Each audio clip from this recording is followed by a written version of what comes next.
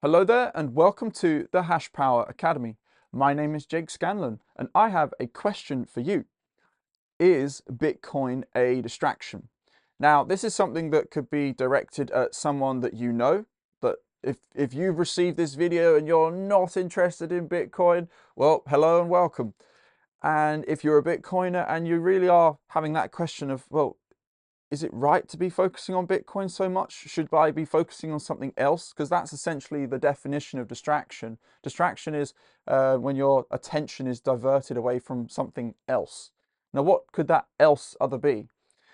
And the struggle there is, well, Bitcoin isn't just some internet money.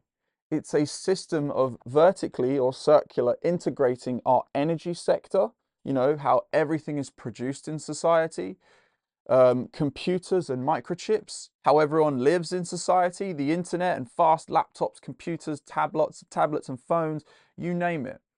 And then a secure storage system for all of our transaction information. When you send or receive money, that's a piece of information. It's just a database of numbers, ones and zeros, moving around between different accounts, whether it's a bank, whether it's a Bitcoin wallet, it's all the same.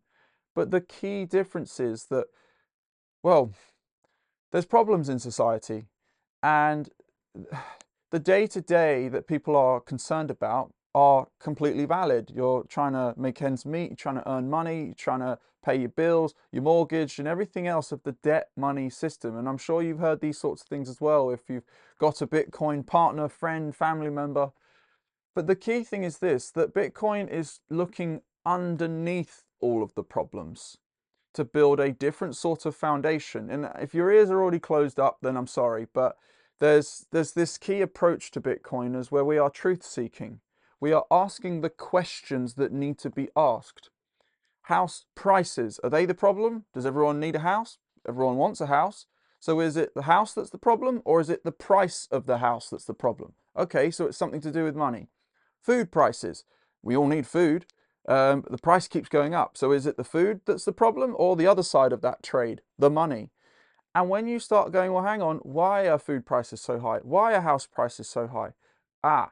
It's because if you store your time and energy in the money, it buys you less over time. So the quantity in your bank account can stay the same, but the amount that that money buys you when you finally exchange it out into actual real world goods, services and resources, it buys you less. So somewhere between the time and energy that you went to work, got up early and broke your back to earn this quantity of database units in an account, that by the time you converted that back into real world things that adhere to time and energy and a cost to produce, that some of it disappeared. That's the bit that Bitcoiners are like, we need a system where you go to work, convert your time and energy into a quantity of money. It preserves its underlying time and energy to produce.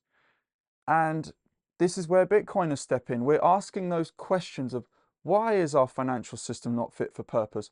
Why can't I live like the way my parents or grandparents lived, where one salary paid for an entire family of four to live, go on maybe one holiday a year, save up for different things and enjoy life? Why does the money in between, money is 50% of every transaction. Why is that piece is the problem? That's just at the Bitcoin level. But you've also got these other levels to Bitcoin, which isn't opinion.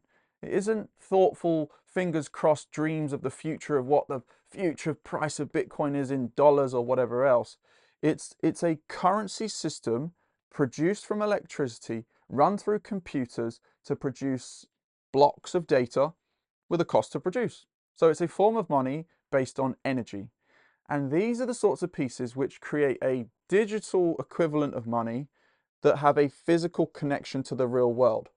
So if you're a farmer, is it fair that the government can print money for free? For free, press a button, boop, numbers in the account, and purchase something that has a cost to produce that adheres to the laws of physics. A farmer has to spend half the year, 3/4 of the year, tending to his crops, adhering to time and energy to grow his produce and sell it on the market. That a government comes along, presses a button and can purchase those goods and services. That is theft through and through. And the difference between these two worlds is Bitcoin introduces a form of money with a cost to produce. So it's digital. We live in the digital world. It's scarce. It's fixed in supply. All of these different words you may have heard. And then that key thing, it has a direct alignment to how everything else in society works. Everything else has a cost to produce. You only survive because you put food, energy into your body to survive. The car only moves because you put energy into it. The plane ticket is based on the price of energy. Everything, the universal currency of this entire universe is energy. Nothing moves, lives, breathes, walks, talks, sound energy. And are those a distraction? I've got a bit detracted, I would say, but yeah, are those a distraction? Well, think of it like this. If a person is on the path of learning ecology, energy economics, hardware, software, computing, the blockchain, there's so many different topics, humanities, finance, economics, game theory. If someone is actively seeking a broad picture of different knowledge in different areas, different subjects, and a currency system that integrates it all together, if that's not a person you want to be around, I don't know. But it comes back to that initial thing of the problems that once you pierce the veil and ask those questions, if you're not comfortable with the truth, then the world that we're going into is not going to reward you financially. And this is because we're in a world of abstract lies. The amount of people that promote this perfect image on Instagram versus the factual reality of their life being quite different. The fakeness in society, the disgruntled, unhappy despair in the young people that would rather just plug themselves into a video game on the internet than actually face the world. That's what we're addressed with, this mismatch between expectation and reality in life. And the only way the pendulum swings is towards truth, a form of money with a cost to produce that has direct alignment with everything else in society. And if that's not something to aspire to, yes, it could be a bit obsessive to those that are the first 1% people that truly understand it. But the true path of Bitcoin is to come to a point where it's omnipresent. It's everywhere, which it already is. Wherever the internet is, there's Bitcoin. Wherever there's cheap, abundant energy, there's Bitcoin mining. And that abundance between the digital world and local energy world, the input to everything is energy and the output to everything is money.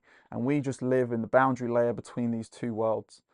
And all of these sorts of pieces are very important to learn because that's the world we are going into. I see it from a maths and physics perspective. With the finance piece on top, I've drawn an iceberg because the majority of the world understand Bitcoin as just this financial component and a few keywords related to the blockchain. The 1% of the world that have purchased Bitcoin, then you've got the 1% of that 1% that actually delve into understanding the layers. And these are all the different whys. The why do we need money with a cost to produce in energy?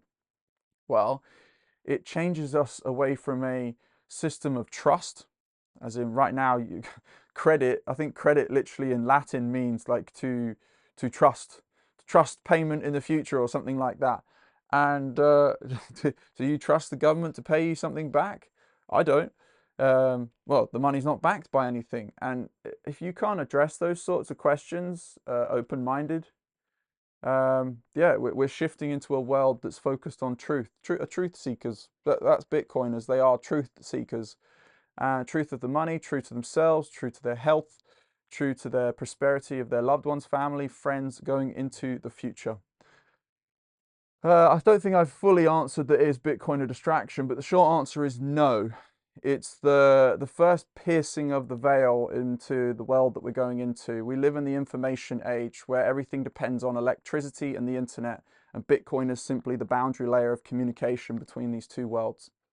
Thank you for listening. I hope you enjoy. And if you are new to this sort of content, well, all the other stuff on the channel is going more into the interesting maths and physics, but taught in a interesting informational way, which is not too technical and complicated, but has to introduce all those subjects piece by piece.